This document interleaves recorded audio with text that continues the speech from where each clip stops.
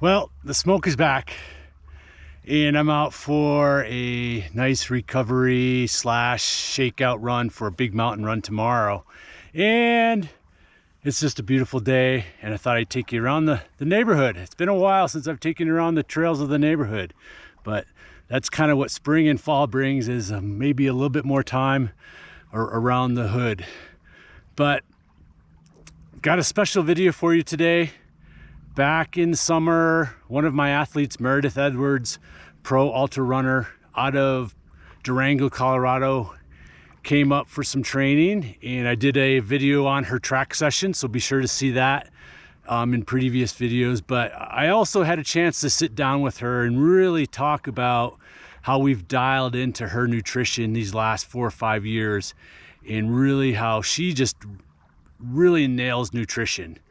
And I had a really good conversation with her. We dive into what she does before racing, during racing, and just all the little things you need to know to start really honing your nutrition for ultramarathoning. So this is very ultramarathon specific race day fueling with Meredith Edwards. Enjoy. And as always, this is a great one to leave your comments and questions at the end to so we can kind of cover what maybe questions you have based on what we discussed in the video. So as always, thanks for watching, and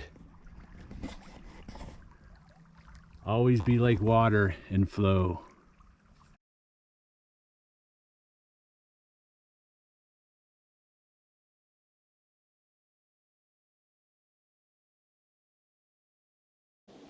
Day before race nutrition.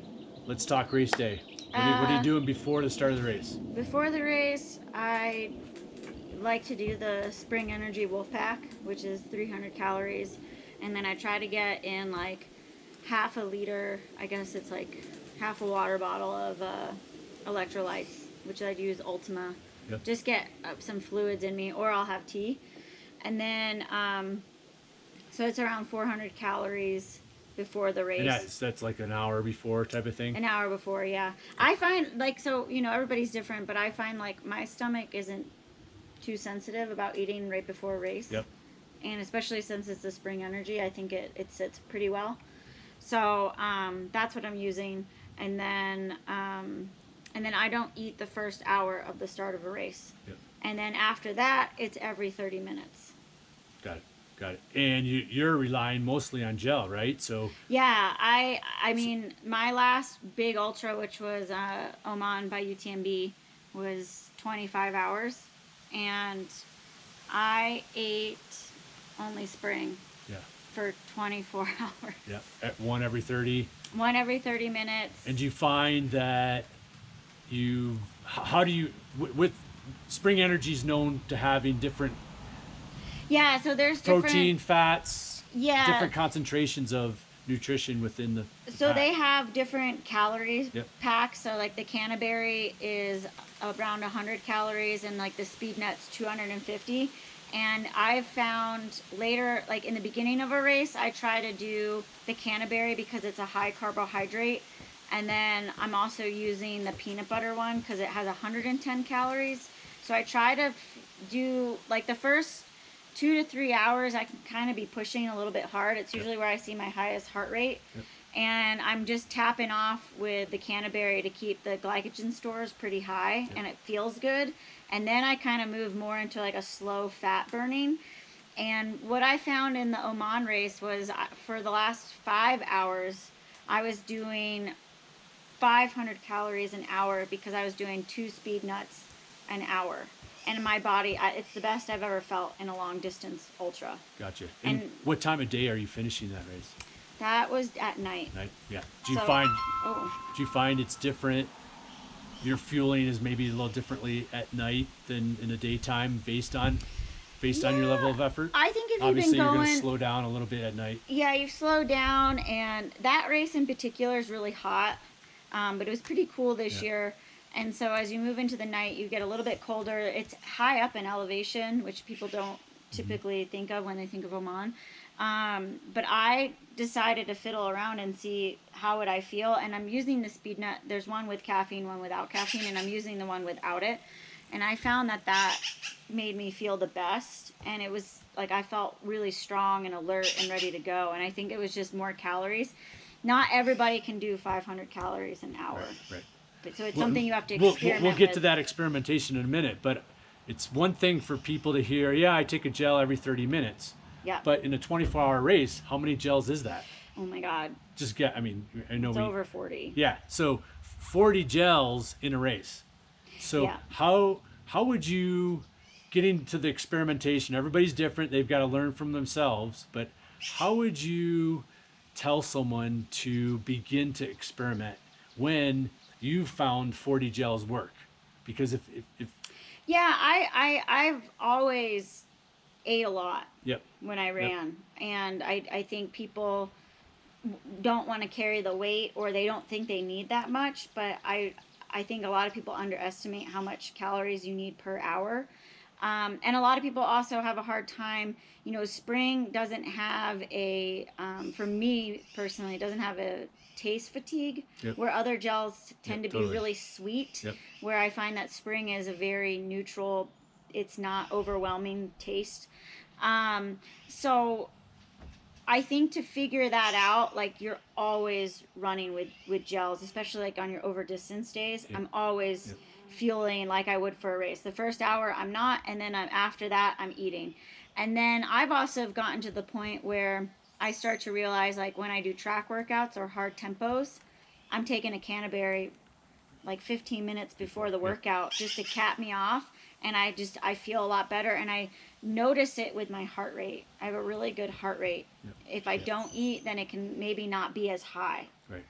But that's all experimentation and what time of day you're running, but I always am trying to eat whenever I can and eating often, so that you can adapt to over a 24-hour race. Your body's used to consuming those types of calories. Right.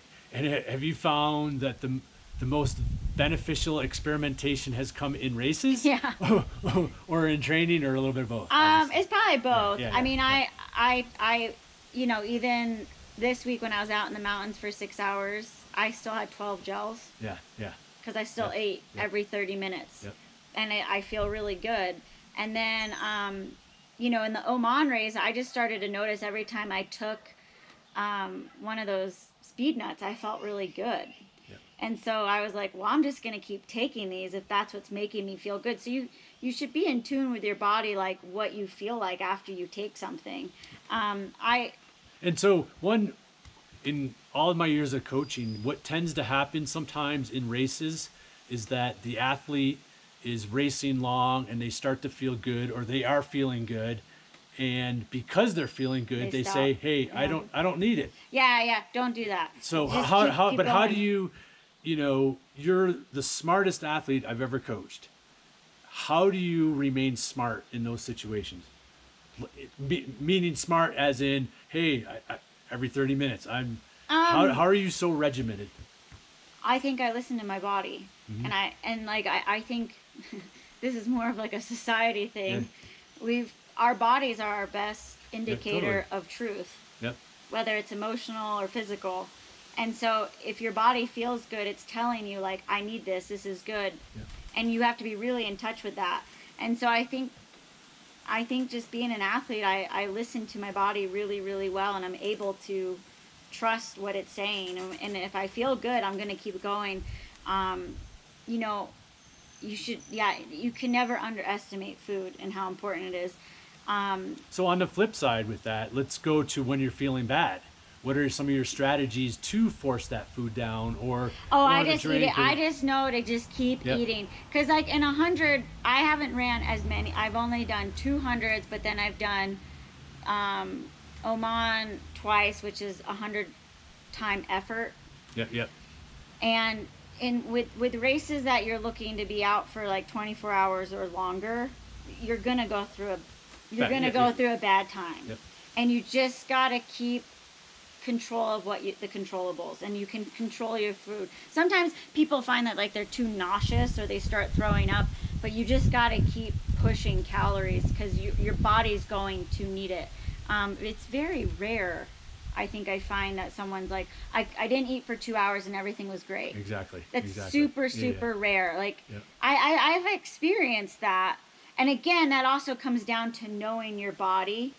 Like, and how do you explain it? You just know. Yeah. Yeah. Like, yeah. you just know.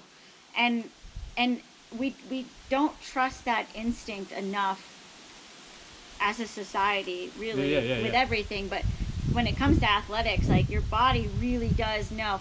But it's very rare that someone's like, oh, I didn't eat and everything turned out really great. Yeah. I look back at the Eiger. I'm a nervous runner, so I can get nauseous in the beginning of a race and I don't feel good, but I just make myself eat it because I know I'll need it later. And I also know that because I am a nervous runner, that passes, that nauseousness passes, and then like 8 hours from then it's like, oh my gosh, total different race. Right. So then how about hydration? What are you looking at per hour with water? You know, I don't, like, I'm always drinking. I don't. See, for me, I'm a little bit more fast twitchy, and I've found through all the years that I need to focus a little bit more on hydration and electrolytes than actually fuel. Not that fuel's not important, but I burn hot, so I need to make sure I don't get dehydrated. I'm not really. Yeah. I'm just dialed with gels. With water, I haven't run into too many issues with it because I'm always just, I don't drink a lot at once. You're also I'm just doing like, a lot of cooler weather type of. Yeah, and like Oman was really hot like 2 years ago, and I just kept making sure I was pushing fluids, and It's that consistency thing again. Yeah, I find, so I'm always running with Ultima in my water bottles, which is an electrolyte replenisher. Yep. Again, it's not very sweet or It's not overbearing. It's not calorie based. And there's 0 calories in it. The Spring Energy electrolyte mixes, they have about 80 calories in them, which is pretty nice, and they're naturally like it's apple and ginger. But I'm mainly going with Ultima, and I'm not too crazy about, oh, I got to finish this water bottle within an hour. I don't generally look at that, and I think I just consistently am always taking in water. Right. I also find, for me personally, in a race like UTMB, TDS, probably Run Rabbit Run, I'll carry the capacity of a liter. In UTMB you have to have 2 liters. I'll carry the capacity. I find that I only use 1 water bottle through every aid station. I'm going through 1 water, so I'm going through half a liter probably every 6 miles. Right. But I don't unless it's like at the heat of the day or it's a really hot course, I'll have both water bottles filled, but that's not common. Good. Gotcha. Yeah. Cool. But food, you can just never underestimate food. You got to keep pushing it. And then, aid stations are funny because, they have all types of food, like candy, soda, cheese. Yep. I find the most basic, real, simple food is going to be the easiest on your stomach. So if you're sticking to just potatoes. But don't you find too, when you're coming salt. into an aid station, that the aid stations are more of, what sounds good to me at the time? Well, I usually don't eat at aid stations, but that's that's different. When you look at that mid pack to the back of the pack, you should eat what you want or what sounds really good. But at the same time, though, you stick with what it works, and you're not going into an aid station and just having chips because hey, it's something different. You might want them, but the only time you stick with what it works. And it's not pleasant sometimes, right? No, I just go with Spring, and that's about it. I don't. I very rarely. But it's what I'm saying is it's not fun to suck down 40 gels in a race. You know what I'm saying? No, it's not. But I will say, like, the Spring gels, I want, like, I will crave them. They're good. I want them. I'm so conditioned to it that it's like, I want that. The only thing I'll substitute is in hot races, especially at UTMB too, is I'll just drink broth. Yep. It's salty. Right, totally. The best way to actually get your electrolytes is through food. Mm-hmm. You can only get through so much through hydration. Yep. But if you can get something salty in you, and maybe I might want, there's some times where I might just want like a potato chip, just the salt. Yeah, right. But I know it works, and I don't You mess don't around. stray. Yeah. I don't try anything new, especially in a really big race where a result is important. Like, I'm not messing around. It's I basically am taking what I got, and that's it. Yeah. But like at Run Rabbit Run 2 years ago, in the middle of the night when it was kind of cold, I drank broth. Right. So how do you carry 40 gels with you? Well, aid stations. So you rely on what they have at the aid stations, and you carry as much spring as you can? I carry, so like at UTMB, you're allowed a crew. Yeah. Run Rabbit Run, I rely on a crew. If I don't have a crew, then I'll do drop bags, and I'll just deal with it. I don't rely on the aid station unless something happened where, like, you know, sometimes your crew didn't put all your gels in. Yeah.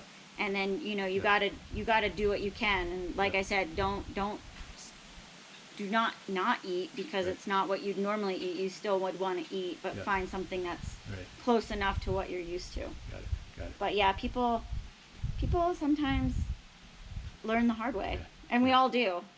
Is there one tip that you would say that would really help a lot of people out there who are looking to experiment in their training? Here's something not to do. Okay. A lot of times that's important to figure out what not to do. A lot of people, and I don't know why this is popular, but I've heard it, and I've done this when I first got into ultra running. Salt tabs. People just think they need to be taking salt tabs because it's an ultra. No. Yeah. You tend to get swollen. Yeah. Your feet, your hands, and your feet swell up. You should only be taking a salt tab if you're cramping really bad, or you're like in extreme, like you're in, you know, Marathon des Sables or bad water. At the same time, though, you're getting sodium through your gels. Right, you're getting them. So don't overdose and yourself. that comes through the experimentation. But a lot of people just think it's an ultra, I need these salt tabs, and you know, they're marketed that way, like, oh, you're running ultra, you need this. It's like, you don't need it unless you really do need it, and you'll know when you do need it. Very rarely do you unless you're like not hydrating very well also before a really big race. But don't do that. And if you do need a salt tab, then I would make sure that's something you've experimented with before the race, because everybody has a different reaction to some stuff like that, and it's uncomfortable when you swell up. I did that in my first 50 miler, and I walked. It was really bad. But the biggest thing you can do is, on your long runs, eat and experiment with the food that you have the night before. And sometimes it's good to keep a log of, I felt really good today in my workout. Well, what did I eat? What did I have? Because a lot of people don't realize, like, it could, you know, when you're going into big races, it's 2 days before the race when your sleep, hydration, and food are the most important. The night before, it's important, but not as important as the 2 days before. Right. And really, it's probably that week before of it all adds up over time. And that's why it's just important to always just constantly be eating, consistently be eating dense nutritional food. Yeah, good, awesome. The coolest thing about ultra running is there is no ego in ultra running, and it doesn't matter if you're elite or not elite. You're always humbled. Yeah, totally. There's no way around it. It just psychologically breaks you down. You either start with the ego and it's zapped out of you later, or you start without it. Yeah, like there's no way you finish with it unless you win the race, and you're like, but very rare, very rare. Very cool. Good. That was good.